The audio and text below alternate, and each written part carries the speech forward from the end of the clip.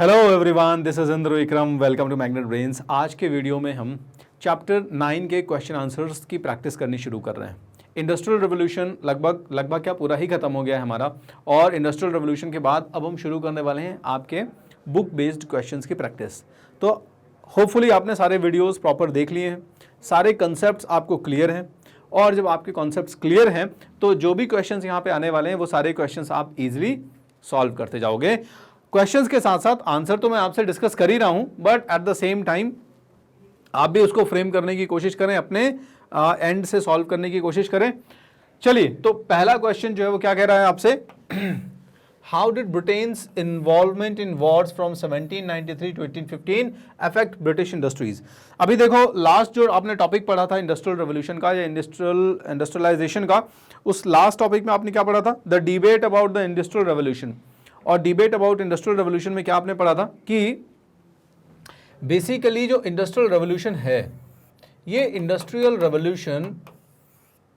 Revolution word proper नहीं है इसके लिए, क्रांति शब्द इसके लिए प्रॉपर नहीं है। आप इसको ग्रेजुअल, या आप कह सकते हैं कि gradual shifting in industrial patterns कह सकते हैं, लेकिन थोड़ा सा रेवोल्यूशन वर्ड पे जो हिस्टोरियंस हैं, कुछ स्कॉलर्स हैं, उनको ऑब्जेक्शन था। उसी में बहुत सारे जो वीकनेसेस बताई उन्होंने, या बहुत सारे उनके आर्गुमेंट्स थे। इस आर्गुमेंट में एक जो इंपॉर्टेंट आर्गुमेंट है वो ये था कि आप देखेंगे कि ये कांस्टेंट नहीं था कि इंडस्ट्रियल रेवोल्यूशन हो रहा हो और एक बार शुरू हुआ हो और उसके बाद फिर वो परिवर्तन होते चले गए हों। ये प्रोसेस बीच बीच में कई बार हैम्पर हुई है, और कई सालों तक ऐसी सिचुएशन थी जब ब्रिटेन में फैक्ट्रीज बंद पड़ी रहीं, एम्प्लॉयमेंट जो है वो किसी को नहीं मिला, अनएम्प्लॉयमेंट जो है वो राइज पर था, उस अपनी पीक पॉइंट की तरफ जा रहा था। ठीक है, तो बोथ ब्रिटेन एंड फ्रांस, ये वो दो कंट्रीज हैं जो वॉर में इन्वॉल्व थी, और इसका डायरेक्ट रिलेशन जो है वो फ्रेंच रेवोल्यूशन से है। डायरेक्ट जो है वो फ्रेंच रेवोल्यूशन से है। आपने ये डिस्कशन जो है वो पूरा डिटेल डिस्कशन किया है जब आप चैप्टर पढ़ रहे थे इंडस्ट्रियल रेवोल्यूशन वाला। तो इंडस्ट्रियल रेवोल्यूशन वाले चैप्टर में आपने पढ़ा था कि एक तो इंडस्ट्रियल रेवोल्यूशन एक बहुत बड़ा इवेंट हो गया जो मॉडर्नाइजेशन की तरफ दुनिया को लेके जा रहा है, और दूसरा सबसे बड़ा इवेंट था, दो और पॉलिटिकल इवेंट की बात की थी हमने, और वो जो पॉलिटिकल इवेंट थे उनमें एक था अमेरिकन वॉर ऑफ इंडिपेंडेंस, और दूसरा उसमें था आपका French revolution,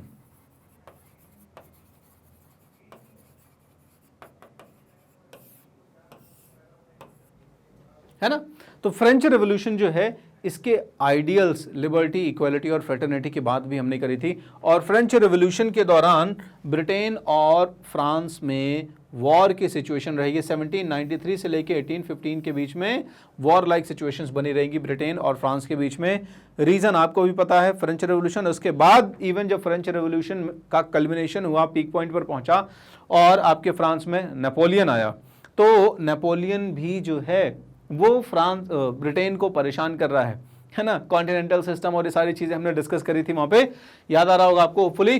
so the industries of Britain were badly affected with this war. इस युद्ध की वजह से ब्रिटेन में जो उद्योग धंधे थे ये बहुत बुरी तरह से प्रभावित थे। ठीक है, और ये वो समय था जो ब्रिटेन को मजबूर कर रहा था अपने कमर्शियल वेंचर्स को शट डाउन करने के लिए, क्योंकि कैपिटल जनरेट नहीं हो रही थी।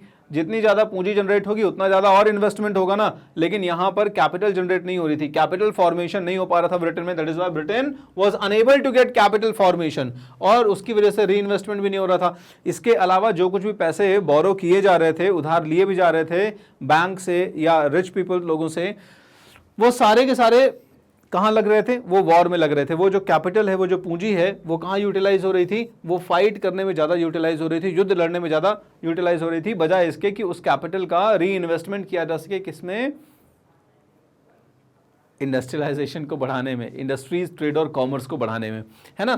तो इसकी वजह से क्या होगा, युद्ध की वजह से फैक्ट्रीज बंद रहेंगी, शटडाउन रहेंगी, ट्रेड जो है वो डिक्लाइन फेज में चला जाएगा। जो ट्रेड का ग्राफ ऊपर की तरफ जा रहा था, वो ट्रेड का ग्राफ नीचे की तरफ डिक्लाइन फेज में चला गया। ठीक है, the prices of essential commodities were very high, ज़रूरी सामानों के जो मूल्य थे वो बहुत ज़्यादा ऊंचे रहेंगे, बहुत हाई रहेंगे। इवन आपने देखा था कि जो रोज़मर्रा की चीज़ें हैं जैसे कि ब्रेड, जो कि ब्रिटिश लोगों का स्टेपल फूड था, वो मतलब मुख्य भोजन था जिसे सामान्य व्यक्ति तो खाता ही था, तो ब्रेड के प्राइजेस तक जो होंगे वो बहुत ज़्यादा हाई होंगे। और आप देख रहे थे कि ये सिचुएशन तक आएगी कि जहाँ पर स्टॉक होगा इन एसेंशियल कमोडिटीज़ का, ब्रेड जैसी बेसिक चीज़ों का, उन जगहों को घेर लिया जाएगा, ऑक्यूपाई कर लिया जाएगा, और उसके बाद वहाँ से आप देखोगे कि वो डिस्ट्रीब्यूट किया जाएगा कॉमन पीपल्स में, लोगों के बीच में डिस्ट्रीब्यूट किया जाएगा, और बहुत फेयर प्राइजेस पर, बहुत नॉमिनल प्राइजेस पर उसको डिस्ट्रीब्यूट किया जाएगा, जितना कि उसका फेयर प्राइस बनता था एक्चुअल में। बट लोगों ने क्या किया था, प्रोडक्शन कम होने की वजह से और डिमांड ज़्यादा होने की वजह से उसके प्राइसेस बहुत ज़्यादा बढ़ा दिए थे। ठीक है, so this war affected British industries in many ways. तो क्वेश्चन आपका पूछ रहा था शुरू में कि how did Britain's involvement in war from 1793 to 1815 affect British industries, यानी कि 1793 से 1815 के बीच में जब ब्रिटेन युद्ध में इन्वॉल्व रहा, युद्ध में बिजी रहा, तो उस दौरान कैसे ब्रिटिश इंडस्ट्रीज प्रभावित हुई। तो आपको आंसर मुझे लगता है कि मिल गया होगा। क्यों प्रभावित हुई? क्योंकि उस दौरान ब्रिटेन युद्ध में था और ब्रिटेन के युद्ध में होने की वजह से पूंजी नहीं जनरेट हो पा रही थी, क्योंकि जितना भी अभी तक आपने पढ़ा है, देखो ये कैपिटलिज्म की देन है। मतलब पूरा इंडस्ट्रियल जो रेवोल्यूशन है, इंडस्ट्रियल रेवोल्यूशन का सेंटर पॉइंट क्या है, फोकस पॉइंट क्या है? कैपिटलिज्म, यानी more and more capital formation, ज्यादा से ज्यादा पूंजी बनाना जो है वो उनका उद्देश्य है। तो जितना भी प्रोडक्शन, डिस्ट्रीब्यूशन और कंजम्पशन की एक्टिविटी हो रही है, बेसिकली प्रोडक्शन की एक्टिविटी हो रही है, जो ये कैपिटल को ध्यान में रख के की जा रही है कि आप ज्यादा से ज्यादा पूंजी जनरेट करें, ज्यादा से ज्यादा कैपिटल फॉर्मेशन करें और उस कैपिटल को इन्वेस्ट करें और उससे और ज्यादा कैपिटल आप प्रोड्यूस करें। क्लियर है?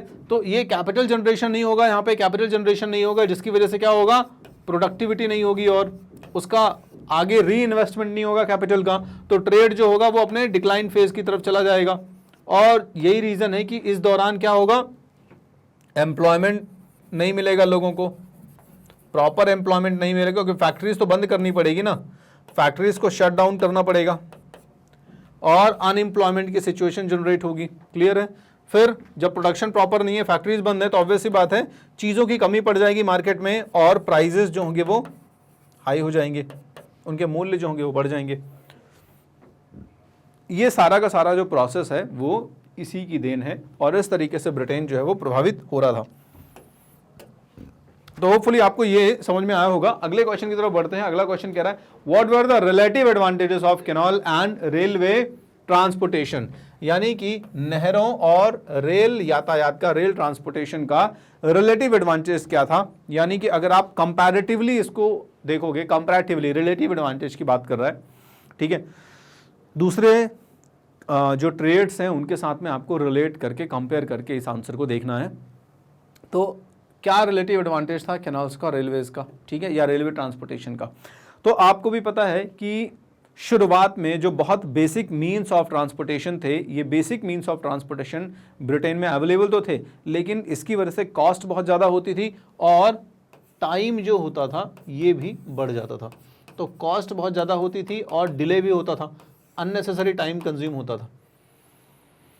अब ट्रेड का एक फंडा है, बिजनेस का एक फंडा है कि आपको क्या करना है, कॉस्ट भी कम करनी है और दूसरा अननेसेसरी जो डिले हो रहा है, जो टाइम उसमें कंज्यूम हो रहा है, इसको भी आपको कम करना है। अदरवाइज अगर किसी भी प्रोडक्शन को, किसी भी चीज़ को, किसी भी कमोडिटी को, किसी भी एक्टिविटी को आप कर रहे हैं और उसमें अननेसेसरी कॉस्ट लग रही है और उसमें डिले भी हो रहा है, तो फिर आपके प्रोडक्शन का जो है वो बहुत ज़्यादा आउटपुट नहीं समझ में आएगा। ठीक है, जितना आप लगा रहे हैं, जितना आप इनपुट दे रहे हैं, उसके हिसाब से अगर आपको आउटपुट लेना है तो उसमें गैप बहुत ज़्यादा होना चाहिए कॉस्ट और टाइम का। क्लियर है? कम कॉस्ट कम लागत या कम कॉस्ट ज़्यादा प्रोडक्टिविटी या ज़्यादा मुनाफा होना चाहिए, डिले नहीं होना चाहिए, कम टाइम पे वो सर्विस या गुड्स का प्रोडक्शन होना चाहिए ताकि लोगों तक वो पहुँचे और जो इकोनॉमिक साइकिल है वो मेंटेन रहे। तो यहाँ पे शुरू में कैनाल और रेलवे जो थी वो नहीं थी उतने ज़्यादा, अभी कैनाल का तो दौर ही नहीं आया था, तो कैनाल का जब दौर आएगा उसके बाद फिर रेलवे का दौर आएगा। तो ये दोनों प्रॉब्लम्स आ रही थी, एक तो कॉस्ट की प्रॉब्लम आ रही थी और दूसरा टाइम की प्रॉब्लम आ रही थी। ठीक है, तो तो अभी हम देखते हैं कि क्या एडवांटेजेस हुए। तो पहला, सबसे पहला एडवांटेज था एडवांटेज ऑफ कैनाल ट्रांसपोर्टेशन। ठीक है, ये अपने समय में, अपने जमाने में, अपने समय की बात कर रहे हैं, तो जब वो धीरे धीरे काम होना शुरू हुआ कैनॉल्स के ऊपर, उस समय it was the cheapest mode of transportation. ठीक है, उस समय ये क्या था, अपने दौर का सबसे सस्ता ट्रांसपोर्टेशन था, आवागमन का साधन था। तो उसकी वजह से भारी भरकम जो गुड्स होते थे, हैवियर गुड्स जो होते थे, उदाहरण के लिए आपको बल्क में कोल लेके जाना है, बल्क में कोयला लेके जाना है, ठीक है, और कुछ और मशीनरीज लेके जानी है, जैसे पंप वगैरह लेके जाना है, स्टीम पंप्स लेके जाने हैं।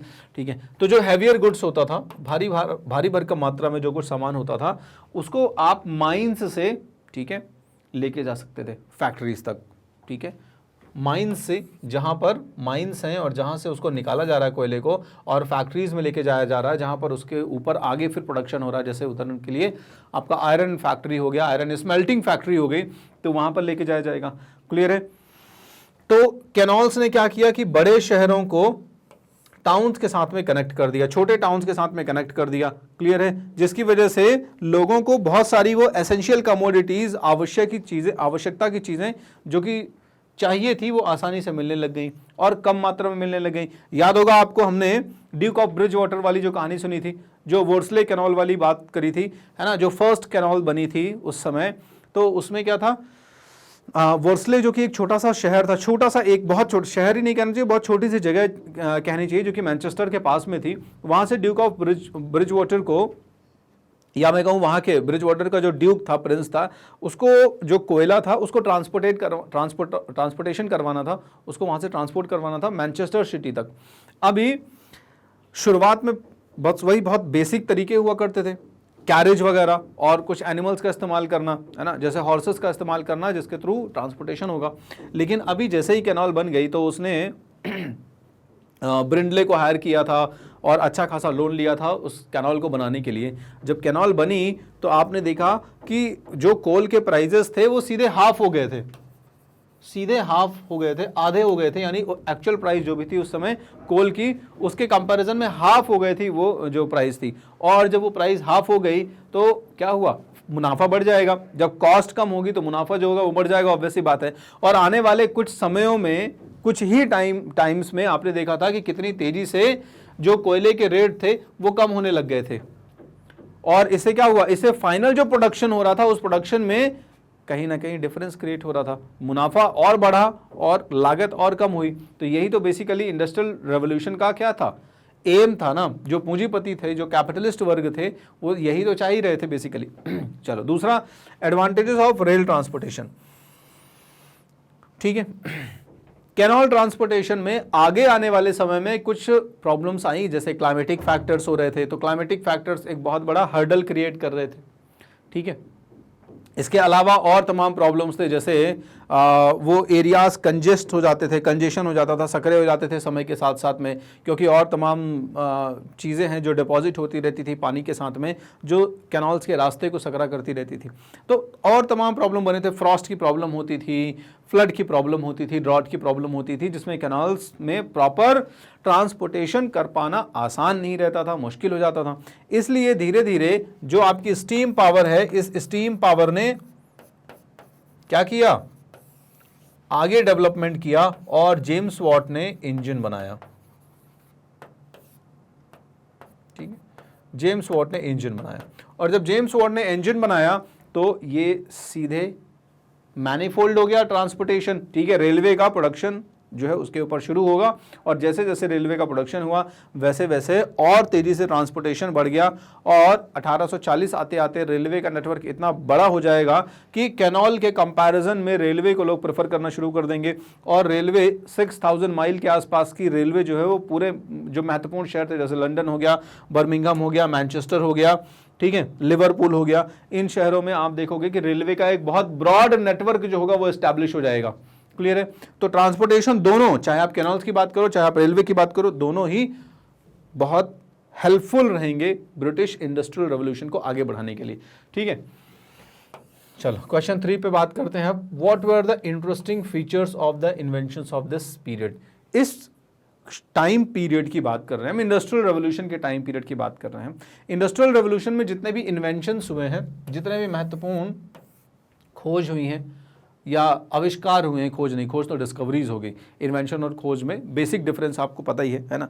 इन्वेंट जब आप करते हैं मतलब आप कुछ बनाते हैं, आविष्कार करते हैं, है ना। तो पहले से बहुत सारी चीज़ें जो प्रेजेंट हैं उनको मिलाकर आपने कुछ नया बना दिया, ठीक है, तो वो क्या हो गया, इन्वेंशन हो गया।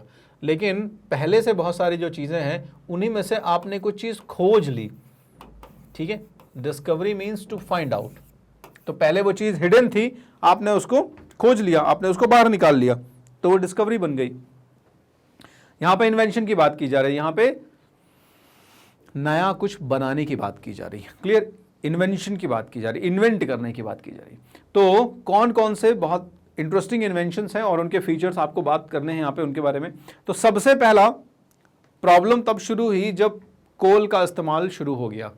तो कोल का इस्तेमाल प्रॉब्लम नहीं थी, प्रॉब्लम ये थी कि जो चारकोल होता था, ठीक है, वो बहुत प्रॉब्लम क्रिएट करता था। तो कोयला शुरू हुआ। अब कोयला जो है उससे आपने आगे स्मेल्टिंग की प्रोसेस तो करी, लेकिन अभी भी स्मेल्ट करते समय आयरन जो होता था वो अच्छे क्वालिटी का आयरन नहीं निकलता था, जिसकी वजह से क्या होता था कि बेहतर इक्विपमेंट बनाना, जैसे आगे देखोगे ब्रिजेस, पुल वगैरह बनने शुरू हो रही हैं, ठीक है, चेयर्स वगैरह बननी शुरू हो रही है, यानी डे टू डे लाइफ में बहुत सारे ऐसे इंस्ट्रूमेंट हैं जिनका इस्तेमाल होता है, वो बनने शुरू हो गए थे। तो ये बनने कब शुरू हुए, जब आगे जाके डार्बी फैमिली ने इसमें बहुत बड़ा कंट्रीब्यूशन दिया। तो शुरुआती सबसे पहले तो अब्राहम डार्बी से होती है, अब्राहम डार्बी के कंट्रीब्यूशन, क्योंकि डार्बी फैमिली का जो कंट्रीब्यूशन है वो अनफॉरगेटेबल है। अगर इंडस्ट्रियल रेवोल्यूशन हुआ तो इंडस्ट्रियल रेवोल्यूशन में कुछ शुरुआती जो इन्वेंशंस हैं, उन शुरुआती इन्वेंशंस में डार्बी फैमिली का नाम आता है, ध्यान रखिएगा। मतलब डार्बी फैमिली ने जो कुछ भी मेटलर्जिकल इंडस्ट्री में कॉन्ट्रीब्यूशंस किए, दे वर रियली ग्रेट। और कोल और आयरन इंडस्ट्री इन्हीं की वजह से बहुत आगे तक बढ़ेगी, आप देख रहे थे, ठीक है। आयरन स्मेल्टिंग को आगे लेके जाना, फिर रोट आयरन से रोट आयरन मतलब जो है उस लेवल तक लेके जाना, ठीक है, पिग आयरन को, और उसके बाद फिर लोहे को इस लेवल तक ले जाना कि उसमें से आप एक स्टेबल ऑब्जेक्ट को बना सकें, यानी आयरन के जो भी इक्विपमेंट्स बनाएं वो ठोस हो सके। तो इस लेवल तक आयरन को लेके जाना ये डार्बी ब्रदर ने किया था। सो एट फर्स्ट सबसे पहले तो क्या हुआ, अब्राहम डार्बी, डार्बी के तीनों जो जनरेशंस हैं, 3 जनरेशन है जिसको शुरू करता है अब्राहम डार्बी, ठीक है, इन्होंने बाकायदा एक क्रांति ही की।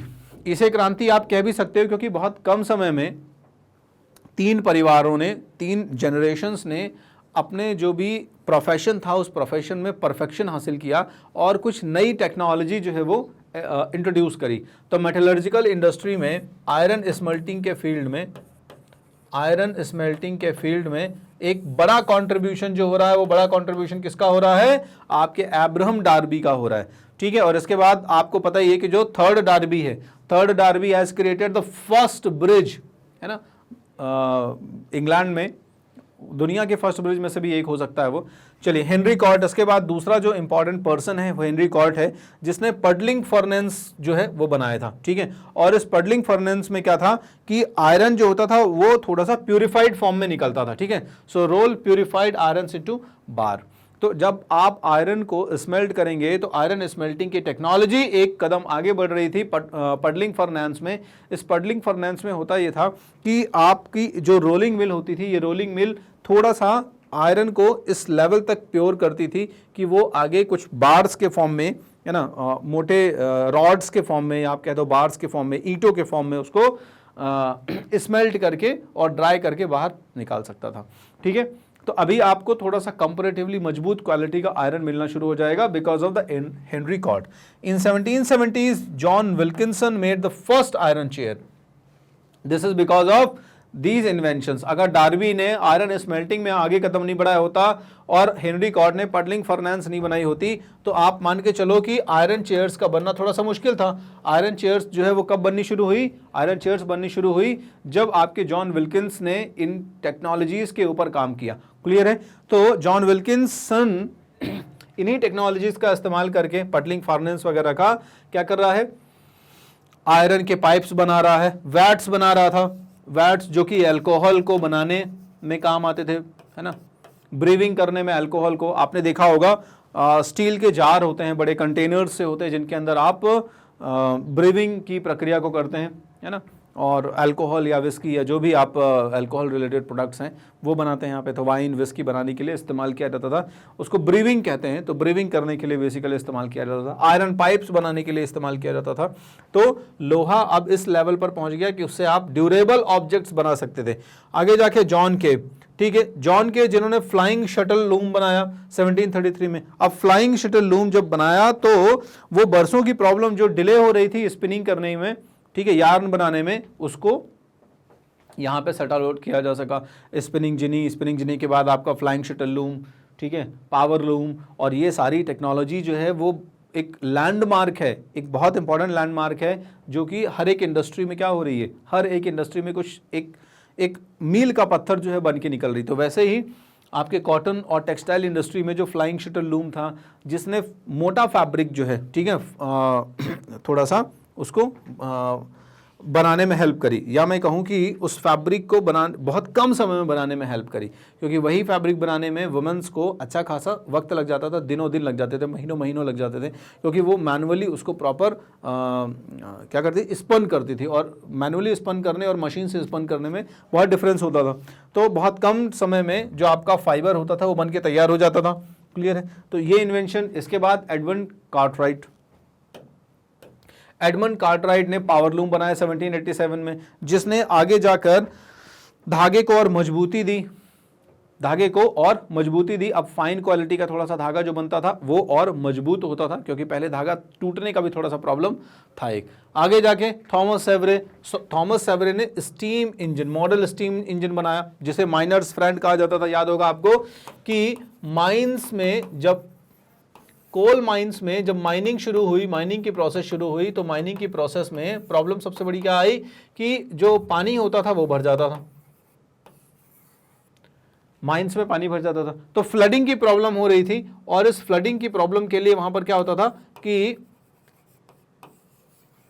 बच्चों को रखा जाता था, वो पंप करते रहते थे पानी को।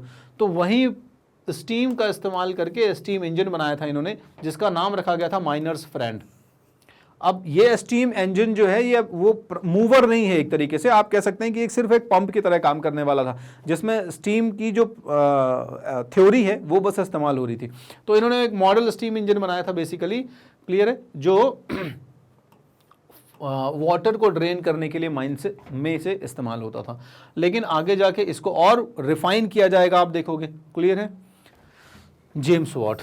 तो जब जेम्स वाट ने इस इंजन में और रिफाइनमेंट्स किए, कंडेंसर्स ऐड किए, ठीक है, और ये ऑब्जर्व किया कि जो लेटेंट हीट है, ये लेटेंट हीट यहां पर जो होती है वो सबसे बड़ी प्रॉब्लम है। ठीक है, तो अगर हम इस पे एक कंडेंसर ऐड करें तो इस एनर्जी को हम यहाँ पर रोक सकते हैं, और जिसकी वजह से जो इसके बॉयलर्स हैं वो बस्ट आउट नहीं होंगे, और बॉयलर्स बस्ट आउट नहीं होंगे तो ये और एनर्जी प्रॉपर प्रोड्यूस करता रहेगा। और इस तरीके से इंजन या स्टीम मशीन जो थी, माइनर्स फ्रेंड जो था, ये सिर्फ एक पंप से प्राइम मूवर बन गया। पंप से क्या बन गया? प्राइम मूवर बन गया 1769 में। और जब ये प्राइम मूवर बना तो आप देख रहे हो कि फिर उसके बाद कैनाल्स, रेलवेज का डेवलपमेंट आंख बंद करके तेजी से होना शुरू हो गया, है ना। अगले क्वेश्चन पे चलते हैं। Indicate how the supply of raw materials affected the nature of British industrialisation. ठीक है, किस तरीके से सप्लाई ऑफ रॉ मटेरियल यानी कि जो कच्चे माल की सप्लाई थी उसने औद्योगिकरण, ब्रिटिश औद्योगिकरण को प्रभावित किया। ठीक है, क्लियर है? So supply of raw material affected the nature of British industrialisation. तो आपको बताना है कि किस तरीके से कच्चे माल की जो सप्लाई है वो ब्रिटिश औद्योगिकरण की प्रक्रिया को क्या कर रही है? प्रभावित कर रही है। ठीक है, सो सिंस 17वीं सेंचुरी, 17वीं शताब्दी से। अब ये क्वेश्चन जो है देखो आपने डिटेल में वहां पे पढ़ा हुआ है। डिटेल में कैसे पढ़ा हुआ था? मैंने इसके बारे में वीडियो में आपसे बहुत अच्छे से बात करी थी कि आपका जो ब्रिटेन है यहीं पर इंडस्ट्रियल रेवोल्यूशन क्यों हुआ, जबकि ब्रिटेन में खासकर कुछ ऐसी इंडस्ट्रीज जैसे कॉटन का एक रुई का बल्ब भी नहीं है वहां पे, है ना, लेकिन उसके बावजूद भी बल्क लेवल में कॉटन और टेक्सटाइल इंडस्ट्री डेवलप हो रही है ब्रिटेन में। तो reason was the import of the cotton from America and India. कारण यही था कि बड़े लेवल पर इंपोर्ट होता था कॉटन कहाँ से, अमेरिका, नॉर्थ अमेरिकन कॉलोनी से और इंडिया से, और इसी के बल पर फिर ब्रिटेन में जो कॉटन और टेक्सटाइल इंडस्ट्री है वो ग्रो कर रही थी। अदरवाइज पॉसिबल ही नहीं होता। बाकी की बात करोगे, अगर आप कोल की बात करोगे, आयरन की बात करोगे, तो ठीक है, थोड़ा सा डाइजेस्टेबल है, क्योंकि कोल और आयरन जो है वो थोड़ा सा अवेलेबल था। कोल और आयरन जो है वो अवेलेबल है आपके ब्रिटेन में, लेकिन बाकी जो चीजें वो नहीं है। तो 17वीं शताब्दी के आसपास से, याद आ गया आपको, 16वीं शताब्दी में ही ईस्ट इंडिया कंपनी का फॉर्मेशन हो गया था। बेसिकली मतलब 16वीं शताब्दी ही कह सकते हैं आप, 17वीं शताब्दी की शुरुआत में कह दो ज़्यादा हो तो 17वीं शताब्दी की शुरुआत में ही आपके ईस्ट इंडिया कंपनी का फॉर्मेशन हो गया था, और इन्होंने दुनिया भर के बाकी जगहों पर घूम घूम के ये कॉटन जो है वो वहाँ से निकालना शुरू कर दिया था, रॉ मटेरियल, जिसमें अमेरिका और इंडिया जो है वो दो इंपॉर्टेंट सेक्टर्स थे, दो इंपॉर्टेंट क्षेत्र थे, एरियाज थे, जहाँ से कॉटन जो होता था वो लेके आते थे लोग। ठीक है, तो ब्रिटिशर्स जो है वो 17वीं सेंचुरी में ही कॉटन बेल्स जो होते थे, बेल्स ऑफ कॉटन या कॉटन बेल्स जो होते थे, ठीक है, एक बहुत इस तरीके से आप गट्ठा ही कहते हैं उसे कॉटन का, cotton of bale of cotton means cotton का पूरा एक गट्ठा कहते हैं आप उसे। तो गट्ठे के गट्ठे जो होते थे वो भारत और अमेरिका वगैरह से लेके आते थे। ठीक है, और चूंकि उस समय अब डिमांड अच्छी खासी थी ब्रिटेन में, अदरवाइज शुरुआत में लोग क्या होता था, शुरुआत में वहाँ लिनन फ्लेक्स के कपड़े पहने जाते थे, ठीक है, और कॉटन इस्तेमाल नहीं होता था। लेकिन जैसे जैसे कॉटन इंट्रोड्यूस हुआ तो वहाँ पर upper class, middle class, lower class, हर जगह कॉटन की डिमांड बढ़ गई, कॉटन के कपड़ों की डिमांड बढ़ गई। हालांकि इनका प्राइस अच्छा खासा होता था, लेकिन उसके बावजूद भी कॉटन की अब डिमांड थी तो सप्लाई तो करनी पड़ेगी। तो ईस्ट इंडिया कंपनी जो है शुरुआत में पहले क्या है, कॉटन लेके आएगी वहाँ पे, ठीक है, और उसके बाद फिर धीरे धीरे क्लॉथ भी लेके आएगी, और कच्चा या रॉ कॉटन लेके आएगी, और साथ में क्लॉथ भी लेके आएगी वहाँ से। क्लियर है? अब इस क्लॉथ को तो सीधे सीधे इस्तेमाल कर लिया गया पहनने में, लेकिन रॉ कॉटन जो है आपका, कॉटन बेल्स जो हैं, इनको प्रोसेस किया गया, स्पन किया गया, स्पन करने के बाद फैब्रिक बनाया गया, विविंग की गई, और फिर विविंग करने के बाद जो कपड़ा बना उसका इस्तेमाल इंग्लैंड में होना शुरू हुआ। क्लियर है? अभी 18वीं सेंचुरी के आसपास ये जो प्रोसेस होती थी स्पिन की वो काफ़ी स्लो होती थी। क्लियर है? अब यहाँ पे देखो अभी प्रक्रिया काफ़ी स्लो है, तो स्पिनर जो होते थे वो पूरे दिन इसी काम में ऑक्यूपाइड रहते थे। ज़्यादातर फीमेल्स जो होती थी वो ऑक्यूपाई होती थी स्पिनिंग करने में, और मेल जो होते थे वो विविंग के काम में लगते थे। क्लियर है? अभी धीरे से टेक्नोलॉजिकल एडवांसमेंट हुए, और जब टेक्नोलॉजिकल एडवांसमेंट हुए, जैसे आपका स्पिनिंग जिनी बन गया, ठीक है, फिर आपका फ्लाइंग शटल बन गया, पावर लूम बन गया, तो जैसे जैसे आपकी ये टेक्नोलॉजीज आगे बढ़ी, ये टेक्नोलॉजिकल इन्वेंशंस हुए, इन टेक्नोलॉजिकल इन्वेंशंस की वजह से ये जो टाइम पीरियड लग रहा था विविंग करने और स्पिनिंग के बीच में, जो टाइम पीरियड हो रहा था, ये गैप जो है वो खत्म होने लग गया धीरे धीरे। अभी ये सिचुएशन तक आ गई कि अब पेंडिंग होने लग गया, यानी मतलब इतना अमाउंट में काम मशीन कर दे रही है ऑलरेडी कि भाई अब और चाहिए, अदरवाइज मशीन को बंद करना पड़ेगा, मशीन का काम रोकना पड़ेगा। ठीक है, तो अब उतनी रॉ मटेरियल की सप्लाई चाहिए होगी ना, तो ये जो गैप है उस गैप को ब्रिज कर दिया गया। स्पिनिंग की जो स्पीड है और विविंग जो है, इसके बीच में जो गैप था वो गैप बिल्कुल भी खत्म हो गया, पट गया। क्लियर है? अभी क्या है, इसके बाद से आपके जो रॉ मटेरियल है इसकी सप्लाई का पूरा पैटर्न ही बदल जाएगा। फिर आप देखोगे कि जो ब्रिटिशर्स हैं ये क्या करेंगे, अभी ब्रिटेन का थोड़ा सा इंटरफेरेंस भी शुरू हो गया था इंडिया में, है ना, वॉर लड़े जाएंगे नेटिव लेवल पर, और जो नेटिव प्रिंसेस हैं उनको डिफीट किया जाएगा। धीरे धीरे ईस्ट इंडिया कंपनी का पॉलिटिकल जो है वो थोड़ा सा एनेक्सेशन हुआ, वहाँ पे पॉलिटिकल जो है वो स्थापित हो गई, पॉलिटिकली राजनीतिक तौर पर, और जब स्थापित हो गई तो फिर वहाँ से तो बाकायदा, है ना, कच्चे माल की सप्लाई होने लग गई, और वो कच्चा माल यहाँ पे प्रोसेस होने लग गया, और ब्रिटेन की इंडस्ट्री फलती फूलती चली गई। तो शुरुआत में जो कच्चा माल है ये बहुत हाई प्राइजेस पे आएगा, लेकिन बाद में जैसे ही ब्रिटेन भारत जैसे देशों पर अधिकार कर लेगा तो यही कच्चा माल क्या होगा, बिना किसी बड़े प्राइस या बिना किसी बड़ी कीमत चुकाए ब्रिटेन पहुंचेगा और वहां के इंडस्ट्रियलाइजेशन को सर्व करना शुरू करेगा। तो आगे बढ़ते हैं हम अगले क्वेश्चन की तरफ। अगला क्वेश्चन आपका क्वेश्चन नंबर 5 क्या कह रहा है, how were the lives of different classes of British women affected by the industrial revolution. How were the lives of different classes of British women, यानी कि इंडस्ट्रियल रेवोल्यूशन के दौरान, औद्योगिक क्रांति के दौरान जो अलग अलग तबके की ब्रिटिश महिलाएं थी, ठीक है, उन ब्रिटिश महिलाओं का जीवन कैसे बदला, किस तरीके से प्रभावित हुआ, अफेक्टेड हुआ। ठीक है, तो वुमेन्स और children's one of the most vulnerable group और the exploited group of industrial revolution. औद्योगिक क्रांति में देखो निचला जो तबका है वो तो सबसे ज्यादा बेचारा परेशान था ही, और इस निचले तबके में भी जो वुमेन्स और चिल्ड्रंस हैं इनको तो सबसे ज्यादा एक्सप्लॉइट किया गया था औद्योगिक क्रांति के दौरान। ठीक है, चलो तो वही कहानी पूरी यहाँ पे हम चर्चा करेंगे आज, मतलब पूरी कहानी नहीं लेकिन हाँ उस एक एस्पेक्ट की कहानी तो जरूर यहाँ पे चर्चा हो जाएगी। Womens of all classes begin working in factories. अब ये क्यों भाई? ठीक है, देखो इंडस्ट्रियल रेवोल्यूशन के पहले एग्रीकल्चरल रेवोल्यूशन हुआ था, याद है आपको? और एग्रीकल्चरल रेवोल्यूशन जब हुआ था तो एग्रीकल्चरल रेवोल्यूशन के दौरान दो चीजें हुई, एक तो फूड सरप्लस में हो गया, और जब फूड सरप्लस में हो गया तो पॉपुलेशन भी बढ़नी शुरू हुई। तो फूड और पॉपुलेशन जो है ये तेजी से बढ़नी शुरू होगी। क्लियर है? ये दो चीजें जो है इनमें ग्रोथ दर्ज की गई, फूड प्रोडक्शन में और पॉपुलेशन में, दोनों में ग्रोथ दर्ज करी गई। साथ साथ आपको याद होगा कि एनक्लोजर एक्ट आया था, और ये जो एनक्लोजर एक्ट आया था, इस एनक्लोजर एक्ट में क्या हुआ था कि ब्रिटेन में बड़े लेवल पर चेंजेस हुए थे, जिसमें छोटे छोटे जो खेत हैं उन खेतों को मिला। पूरी कहानी में एक बार में जल्दी से आपको सम अप कर दे रहा हूं। तो एनक्लोजर एक्ट में ये हुआ था कि जो छोटे स्मॉल फार्मर्स थे या स्मॉल फार्म्स थे, इन सभी के फार्म्स को बड़े फार्मर्स या आप कह दो बड़े लैंडलॉर्ड्स को दे दिया गया। ठीक है, और बड़े फार्म साइज क्रिएट कर दिए गए जहां पर कलेक्टिव फार्मिंग होने लगी एक तरीके से, जिससे जो छोटे फार्म साइज के जो फार्मर्स थे या इन जगहों पर काम करने वाले जो लोग थे ये भी फ्री हो गए। अब इनको जब काम नहीं मिलेगा तो क्या करेंगे? इधर इंडस्ट्रीज फैक्ट्रीज भी लगनी शुरू हो रही है। ये सारा वर्क फोर्स जो है इंडस्ट्रीज और फैक्ट्रीज की तरफ जाना शुरू करेगा।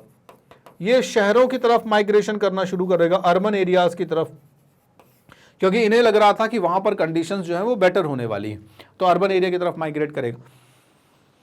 अब बेचारे जब अर्बन एरिया की तरफ आएंगे तो देखेंगे कि यहाँ पे कंडीशन तो बड़ी खतरनाक है, बहुत ही वर्स्ट कंडीशन है। बल्कि क्यों है वर्स्ट कंडीशन? क्योंकि यहाँ पर जो पुरुष वर्ग है वो बेचारा काम तो कर रहा था लेकिन बहुत नॉमिनल सी कीमत मिल रही थी उसको, अच्छा खासा अमाउंट जो मिलना चाहिए वो तो नहीं मिल पा रहा था। इसलिए अब काम करना पड़ता था किनको? वुमेन्स को भी काम करना पड़ता था। क्लियर है? चलो, सो यही चीज मैं बताना चाह रहा हूं, it help them in getting financial independence and self esteem. अब महिलाएं करें क्या? रूरल एरिया में तो थोड़ा बहुत स्पिनिंग वगैरह का काम भी मिल जाता था उन्हें, अब स्पिनिंग मशीन करने लग गई है, वहां भी फुर्सत है। आप अर्बन एरिया में रहने की कॉस्ट, तमाम चैलेंजेस, ये बेयर कर पाना आसान नहीं होता था रूरल लोगों के लिए। इसलिए अब इस फैमिली में सभी लोग काम करना चाहते थे, मजबूरी थी, एक्चुअली चाहते नहीं थे, मजबूरी थी। ठीक है, काम करना पड़ेगा अब आपको। इसलिए मेल काउंटर पार्ट्स की इनकम को सपोर्ट करने के लिए फीमेल्स ने भी काम करना शुरू कर दिया। ये उनके लिए वित्तीय स्वतंत्रता भी लेके आता था कई बार। ठीक है, और कई बार सम्मान की भी बात होती थी कि चलो कम से कम ये तो सुनने को नहीं मिलेगा कि घर में बैठे बैठे खा रही हैं, है ना। तो तमाम बातें आ जाती हैं संसार में, आज के रेट में भी चल रही हैं। But their wages for the same और फॉर वर्क वर लो। अब वुमेन्स ने काम तो करना शुरू कर दिया। अब आप देख रहे हो, क्वेश्चन ही पूछ रहा था कि कैसे प्रभावित हो रहा है जीवन महिलाओं का, तो बहुत बुरी तरह से प्रभावित हो रहा है कि नहीं हो रहा? महिलाओं को उतने ही काम करने के घंटों के एवज में कम पैसे मिलते थे, पुरुषों की तुलना में बहुत ही कम पैसे मिलते थे। ठीक है, 25 सेलिंग के आसपास तो मेल को मिलती थी। ठीक है, 10 सेलिंग 5 सेलिंग तक वुमेन्स को मिलती थी, 1 सेलिंग 2 सेलिंग के आसपास तो बच्चों को मिलती थी। तो इस तरीके से पेमेंट हुआ करता था। Industrialisation was a blessing in disguise. औद्योगिक क्रांति जो है वो एक तरीके से ब्लेसिंग थी डिस्गाइज में, यानी कि एक समस्या के बीच में एक बहुत बड़े वरदान के तौर पर आई थी। क्यों? क्योंकि बहुत बड़े लेवल पर एक वर्क फोर्स फ्री हो रहा था। ठीक है, लेकिन उसके साथ साथ में प्रॉब्लम तो ये थी ना कि जो वुमेन्स थी, वुमेन्स की कंडीशन जो है वो बेटर हुई नहीं। सोशल स्टेटस में आप देखोगे कि एक बार उनको काम मिल रहा है, पुरुषों के इक्वल काम कर रही हैं, लेकिन ये आपके जो कैपिटलिस्ट वर्ग है, पूंजीपति वर्ग है, उसकी ज़रूरत की वजह से हो रहा है। कोई सोशल रिफॉर्म मूवमेंट नहीं है इसमें। कैपिटलिस्ट को ये नहीं सोच रहा है कि हम वुमेन्स को मेन स्ट्रीम में लेके आ रहे हैं। सोशल स्टेटस की बात थी, ठीक है, सोशल स्टेटस देखने के लिए हो गया, लेकिन वास्तविकता में सस्ते दरों पर, सस्ते प्राइजेस पर, सस्ती कॉस्ट पर, कम कॉस्ट पर महिलाएं काम करने के लिए तैयार हो जाती थी। और जब काम करने के लिए तैयार हो जाती थी तो ज़्यादातर प्रेफर जो हमारा पूंजीपति वर्ग होता था वो महिलाओं को करता था और बच्चों को करता था। कई बार ये आपके काम करने के दौरान एजिटेशन भी क्रिएट नहीं करती थी, है कि नहीं। और पुरुष जो होगा इसी काम करने के दौरान तमाम कई बार एजिटेशन की एक्टिविटीज़ जो है वो क्रिएट करेगा, है ना। वर्किंग कंडीशंस को लेके तमाम ऑब्जेक्शंस करेगा, तो बहुत सारे चेक एंड बैलेंसेस होते थे वहाँ पे। Women were suppose to observe strict discipline, ठीक है। महिलाएं जो है अनुशासन में काम करने के लिए यहाँ पर बाध्य होती थी, देखो, ठीक है।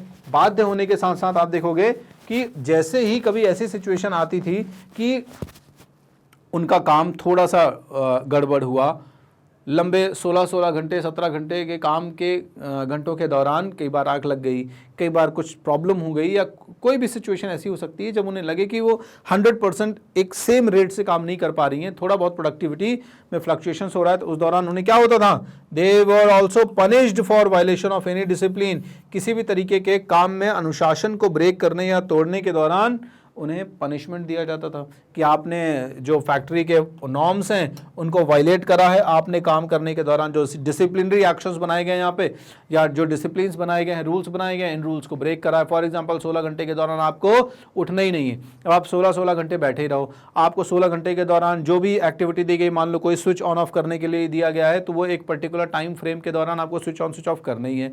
मान लीजिए पानी पंप करने के लिए कहा गया माइंस में, वह बैठे बैठे वहाँ पर पानी पंप ही करें। आपको कहा गया है कि आप कोल को एक पर्टिकुलर कैरेज में लेके अपनी कमर में बांध के अंदर माइंस में जाएं और फिर बाहर आएं। अब मान लीजिए आने जाने में देर हो गई, थकावट भी हो सकती है, आप जिस रेट में काम शुरू करेंगे शाम आते आते आपकी एनर्जी उतनी तो नहीं रहेगी, आपकी एनर्जी लो हो जाएगी, प्रोडक्टिविटी में भी फर्क पड़ेगा, then you will be punished. तो आप देखेंगे कि बहुत ही इनह्यूमन एक्टिविटीज़ हैं, बहुत ही इनह्यूमन बिहेवियर है वुमेन्स के साथ में। क्लियर है। चलो क्वेश्चन 6 क्या पूछ रहा है आपसे, compare the effects of the coming of the railways in different countries of the world. Railway जो है इसने ब्रिटेन में तो बड़े लेवल पर डेवलपमेंट किए ही, इसमें कोई डाउट नहीं है, लेकिन ब्रिटेन के साथ साथ जहां जहां जिस जिस जगह पर रेलवे गया उस जगह पर भी वहां पर डेवलपमेंट की एक्टिविटीज हुई। अब आपको ब्रिटेन में अगर आप देखोगे तो सबसे पहले कॉटन इंडस्ट्री डेवलप हुई, कॉटन कोल और ये सब आयरन, उसके बाद फिर रेलवे जो है या ट्रांसपोर्टेशन जो है उसमें ग्रोथ आई। लेकिन बहुत सारे आपको देश ऐसे भी मिलने वाले हैं जहां पर रेलवे सबसे पहले, या मैं कहूं जो ट्रांसपोर्टेशन की एक्टिविटीज़ हैं इनमें पहले ग्रोथ होगी, और ट्रांसपोर्टेशन में पहले ग्रोथ हुई, उसके बाद बाकी के सेक्टर में ग्रोथ हुई, या मैं कहूं कि बाकी फैक्ट्रीज और इंडस्ट्रीज जो है वो धीरे धीरे फ्लॉरिश होना शुरू होंगी। तो अलग अलग देशों में इंडस्ट्रियलाइजेशन के जो सेक्टर्स हैं वो अलग अलग तरीके से ग्रोथ करेंगे। बहरहाल इस क्वेश्चन में आपसे रेलवे को है वो बताने के लिए, रेलवे के बारे में बात करने के लिए कह रहा है कि रेलवे जो है वो कैसे यहाँ पे क्या हो रहा है, अलग अलग देशों में ग्रोथ को लेके आ रहा है, क्या प्रभाव पड़ रहा है उसका रेलवे का अलग अलग देशों के डेवलपमेंट में या ग्रोथ में। ठीक है, तो देखो कंपैरिजन अगर करोगे तो आपको समझ में आएगा कि रेलवे चाहे किसी भी कंट्री में गई हो, इकोनॉमिक फ्रंट पर उसने, पॉलिटिकल फ्रंट पर उसने पॉजिटिव इम्पैक्ट दिया। अब किसी देश के लिए वो नुकसानदायक हो सकता है, किसी देश के लिए वो फायदेमंद हो सकता है, ये डिपेंड करता है कि रेलवे या ट्रांसपोर्टेशन किसने इंट्रोड्यूस करा। उदाहरण के लिए अगर भारत की बात करोगे तो भारत में रेलवे ब्रिटिश लेके आए, वो ब्रिटिशर्स के लिए फ़ायदे का सौदा रहा, हमारे लिए नुकसानदायक रहा। शुरुआत में तो नुकसानदायक ही रहा, लेकिन बाद में हमें भी एक फ़ायदा मिला कि पॉलिटिकल कॉन्शियसनेस जो है, राजनीतिक चेतना अगर हमारे भारत में फैली तो उसमें रेलवे का भी योगदान रहा, क्योंकि लोगों ने यहाँ वहाँ ट्रांसपोर्टेशन किया, सफ़र किया, और सफ़र के दौरान एक व्यक्ति दूसरे छोर तक जो है वो सफ़र करता हुआ पहुँचा, उसने परिस्थितियाँ देखी, लोगों से मिला, तो ये ट्रांसपोर्टेशन लोगों को कनेक्ट करने में हेल्प करेगा तेज़ी से, और इस कनेक्शन की वजह से आइडियाज़ शेयर होंगे। तो कुछ नुकसान हो रहा है, कुछ फ़ायदा भी हो रहा है।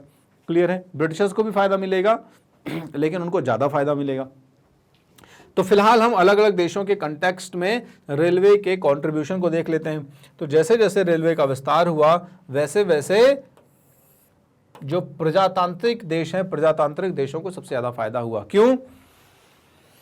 वही बात मैं जस्ट अभी कर ही रहा था कि ब्रिटिशर्स को जो फायदा हुआ वो ज़्यादा फायदा हुआ। तो देखो इंपीरियलिस्ट कंट्री की बात कर रहा हूँ मैं, तो यहाँ पर साम्राज्य विस्तार की जो टेंडेंसी है, इस साम्राज्य विस्तार की टेंडेंसी को नरिश किया रेलवे ने। कैसे? क्योंकि ये सारे देश जो साम्राज्यवादी देश थे, इंपीरियलिस्ट कंट्रीज थी, ये अपने एम्पायर का एक्सपेंशन करना चाह रही थी। उदाहरण के लिए अगर आप बात कर लो इंडिया की, तो इंडिया में ब्रिटिश एम्पायर जो है वो इस्टेब्लिश हुआ, और ब्रिटिश एम्पायर जब इस्टेब्लिश हुआ शुरू में, तो शुरुआत में तो ट्रेडर के तौर पर आए, व्यापारी के तौर पर आए, लेकिन धीरे धीरे जैसे ही भारत की राजनीतिक अस्थिरता, पॉलिटिकल इनस्टेबिलिटी का फायदा उठाया इन्होंने, तो उसके बाद क्या किया? उसके बाद इन्होंने यहाँ पर राज करना शुरू कर दिया, रूल करना शुरू कर दिया। और जब रूल करना शुरू कर दिया तो आप देखो 1840 में ब्रिटेन में रेलवे का डेवलपमेंट पीक पर था। अगले 10 सालों के अंदर रेलवे भारत में आ गया। 1853 में रेलवे दौड़ रही थी भारत में, ठीक है। तो बहुत सारी प्राइवेट कंपनीज हैं, वो रेलवे का इन्वेस्टमेंट करना शुरू कर देंगे इंडिया में, और उससे क्या होगा?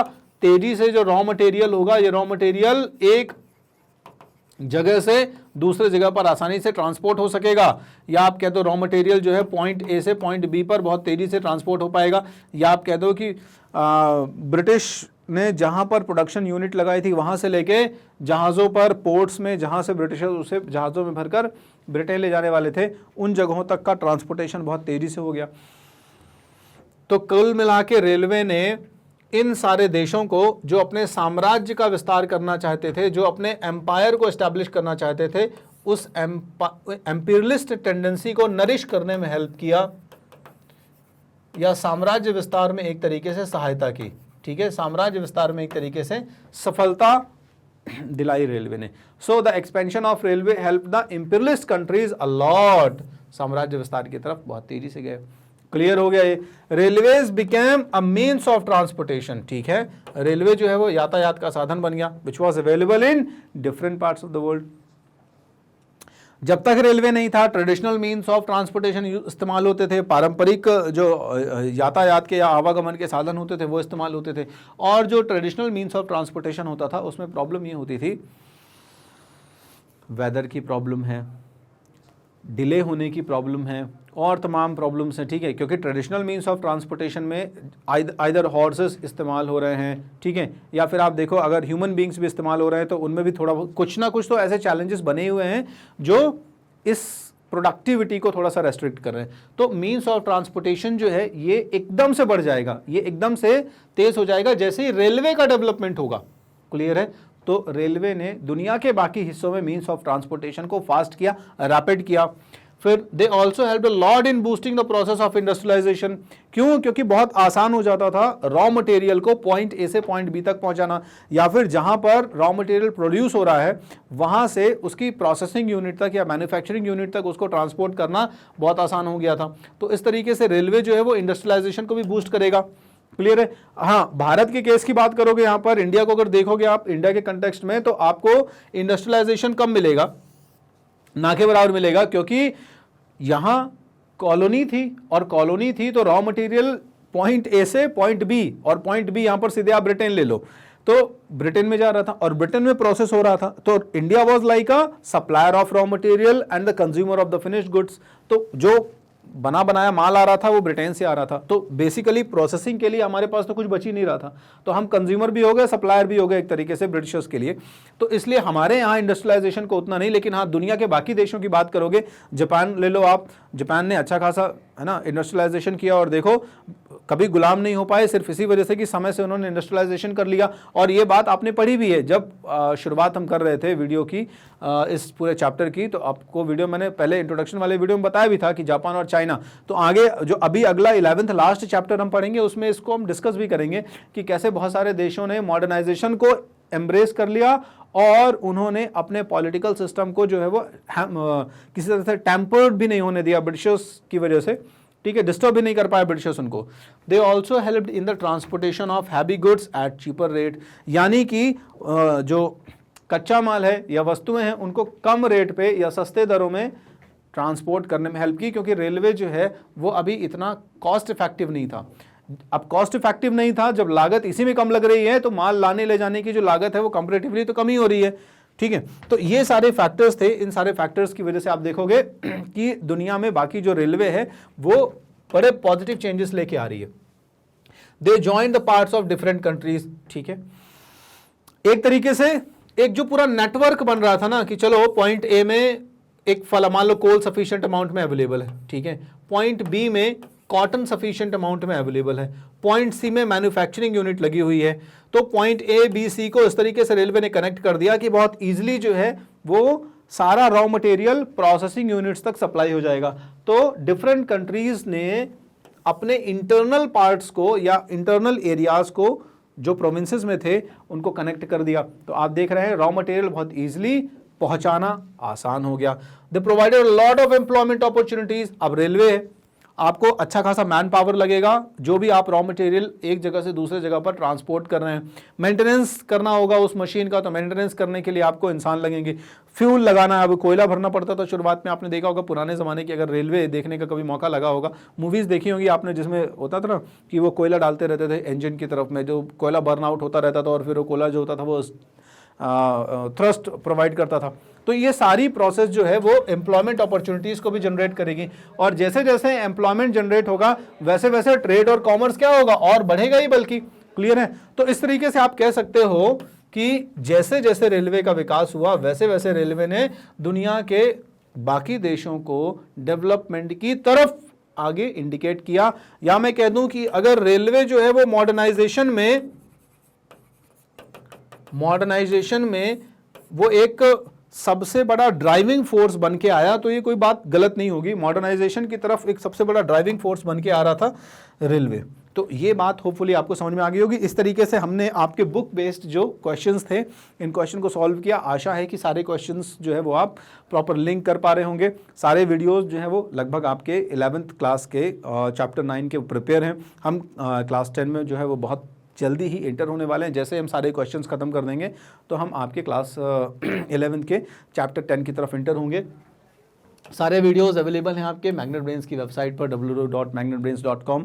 Easily you can access, you can just search this magnetbrains.com, you will get this window, है ना, जहां पर आपके क्लास 1 से लेकर और क्लास 12 तक के सारे आप देख रहे हैं यहाँ पर आइकॉन्स लगे हुए हैं। आप जिस भी क्लास के वीडियो सर्च करना चाह रहे हैं यू विल टच इट, आप इसको टच करेंगे, जैसे टच करेंगे it will redirect you to the next window, जिसमें you will get the list of the faculty members along with their subject. ठीक है, उनके विषय के साथ में उनकी लिस्ट है यहाँ पे। You will scroll it down. ठीक है, जब आप स्क्रॉल इट करेंगे इसको तो आप देखेंगे कि वहाँ पर आपको क्लास 11 की हिस्ट्री मिलेगी। You will touch it, you will click on it, और आप देखेंगे कि chapter wise videos are arranged there. ठीक है, every section, theme, topic, sub topic is arranged there. जो भी पर्टिकुलर वीडियो आप देखना चाहते हैं जस्ट क्लिक ऑन इट। जैसे ही आप क्लिक करेंगे it will redirect you to that particular video. So this is our effort to minimise your effort and enhance your productivity. तो बने रहिए मैग्नेट ब्रेन्स के साथ। Thank you.